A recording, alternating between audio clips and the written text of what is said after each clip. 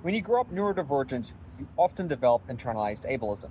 You take in all the negative messages about your neurodivergent identity and traits that the neurotypical world projects onto you, and you start to believe it as fact, and it leads to a lot of shame. And you also experience complex trauma as a result of chronic ongoing relational stressor or negative interactions with people where they fail to attune to you, where they outright bully, marginalize, exclude, and ostracize you. And as a result, you are less likely to want to open up, to be vulnerable, and to ask for help.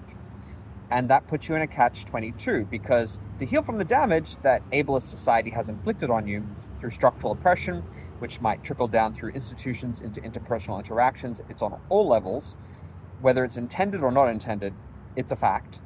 And to heal from that, you often have to seek support from other people. It's called co-regulation. It's recognizing that our nervous systems need other nervous systems to help us co-regulate.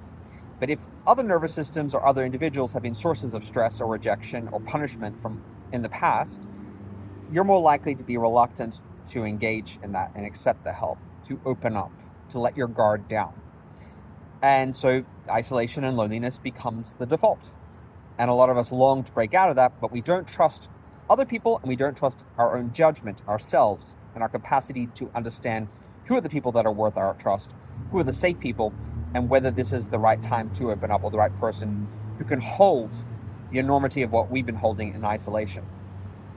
And when you stop opening up, and you stop accessing and believing in help, you can also find yourself condemned not only to a life of isolation, but misery, because you can't access that co-regulation, you can't access that healing through healthy, attuned attachment relationships.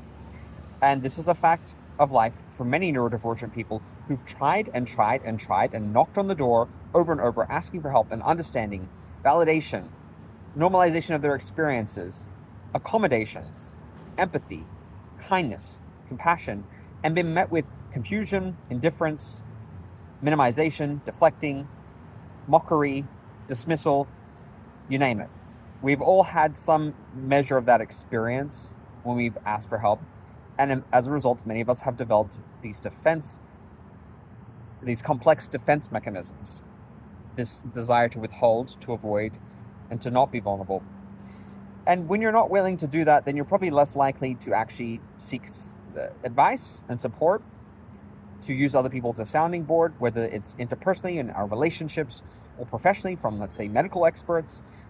We become very resigned to the facts of our existence as we see them to be, that we're forever going to be this or we're forever going to be that. And we develop a lot of distorted thinking around the eventuality of our situation, of our misery. We become fatalistic and pessimistic, and it becomes a self-fulfilling prophecy.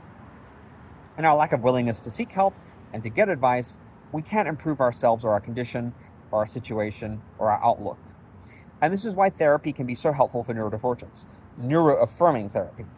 Working with a professional who understands the ins and outs of what it means to be neurodivergent, what the challenges are, whether they are themselves neurodivergent or they've received training or have worked extensively with people who are neurodivergent, that can go a long way to making you feel more secure and more safe in your own skin, and open to the possibility that somebody can hold the enormity of what you've got, and that somebody can make space for you and accommodate you and help you engage in that co-regulation and in that healing process, so that you can be vulnerable again. You can open up, and you can believe in the possibility that relationships can transform your life for the better rather than for the worse. Have you found yourself, as a result of negative experiences and internalized ableism and people not being able to actually meet you where you're at in terms of your needs, has it led to you shutting down and withdrawing and becoming fatalistic and resigned and not accessing help and being stubborn and your adamancy that you can figure it out on your own, that you don't need help, that it's not worth looking into it, and you've been very shut down and closed off, and found that that has actually had some negative implications for your life and not served you in the long run? Have you been able to come out of that and found co-regulation, open collaborative relationships with people who see you and hear you and accept you for who you are? And have you been able to move forward in your life in some way? I would love to hear from you.